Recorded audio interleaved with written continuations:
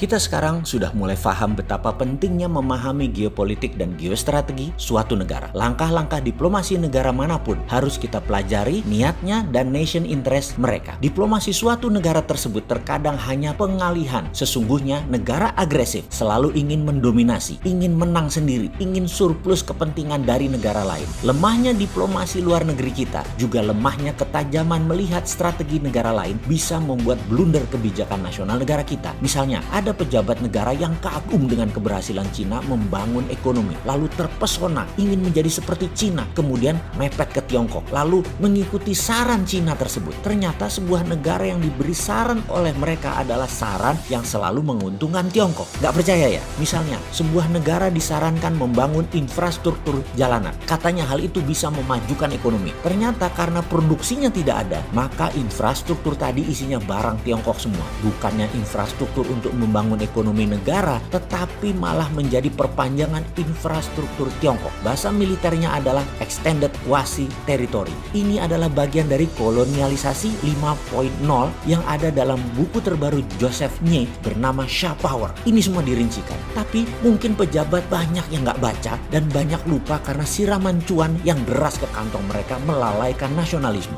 Video ini menuduh atau tendensius? Sabar, ikuti sampai tuntas. Setelah ini, kita rincikan strategi membangun ekonomi Indonesia ke depan dengan membuka tabir apa rahasia di balik pertumbuhan ekonomi di Tiongkok yang cepat itu. Setelah kita membuka strategi double currency-nya renminbi dan yuan, di mana uang adalah darahnya ekonomi, banking adalah urat nadinya ekonomi, maka rahasia satu lagi ini adalah rahasia membangun Cina hingga Cina memiliki pertumbuhan yang mengerikan seperti saat ini. Apa itu? Sebelum kita menjawab, maka sebaiknya kita pahami dulu tentang global supply chain yang saat ini dilakukan kaum globalis. Negara di bawah hegemoni barat punya kekuatan ekonomi bersama yang namanya global supply chain. Awalnya sederhana, yaitu ingin membuat produk menjadi termurah dan terbaik. Keren ya? Oke, kita lanjut. Setiap negara punya competitive advantage terhadap suatu produk. Jadi global supply chain itu selain pemerataan rezeki sesama negara hegemoni, juga kesannya mencari barang murah dan terbaik. Produk jadi borderless dan menjadi saling ketergantungan, dan dengan kerumitannya perdagangan tadi membuat semua tergantung dengan dolar.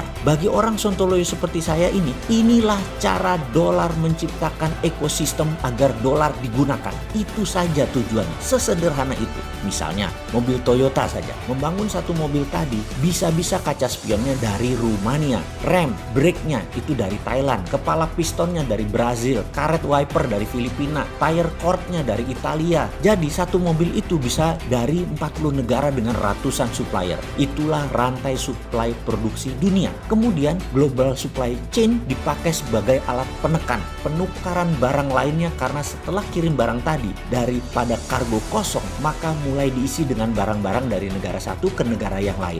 Lihat aja alur logistik ini semua, dan sengaja diciptakan agar menjadi ketergantungan dan sulit dirunut urai lagi. Dunia memang sengaja dibuat ribet agar ekosistem tidak bisa dibongkar sehingga dolar terus berkuasa. Kembali ke cerita awal, apa yang membuat ekonomi Cina kuat setelah menggunakan dua mata uang dan banking system, yaitu UKM yang dibuatkan rantai produksinya. Jadi di Cina adalah gabungan perusahaan-perusahaan kecil-kecil terkonsolidasi satu dengan yang lainnya. Setiap produsen UKM hanya memproduksi satu barang sangat spesial, mulai dari perancangan, detail engineering, perakitan, semua disuplai oleh UKM spesialis. Anggap saja satu UKM itu adalah negara bagian dari global supply chain tadi. Semua ini dirakit menjadi rantai produksi baru. Jadi rahasia Tiongkok yang ketiga adalah local supply chain management. Bahkan di beberapa provinsi, di kota-kotanya memiliki industri yang khusus. Misalnya satu kota mungkin desa kali ya, hanya membuat toilet, hanya membuat WC. Desa sebelahnya hanya membuat alat remnya traktor pertanian. Begitu seterusnya. Cina kuat sekali di database produksi. Bahkan kalau nonton pameran alat-alat industri yang ditawarkan, itu bukan motor tapi mesin untuk motor, knalpot, jok tempat duduk motor. Yang ditawarkan adalah barang-barang spesialis. Sistem UKM spesialis ini, jika Anda ingin mendirikan pabrik, barang investasi yang harus Anda curahkan tidak terlalu besar jadinya. Sederhana berpikir dagangnya kan? Lalu yang keempat, apa yang membuat Cina menjadi negara produsen terbesar di dunia? Cina membangun infrastruktur terutama untuk mendukung distribusi logistik UKM. Infrastruktur di Tiongkok bukan untuk menopang industri manufaktur besar. Infrastruktur untuk menopang menopang aktivitas distribusi UKM industri yang banyak tersebar di berbagai distrik provinsi karena local supply chain tadi mengusung istilah full outsource UKM collaboration atau bahasa sederhananya UKM gotong royong seperti radar tetrahertz, gulungan gold wire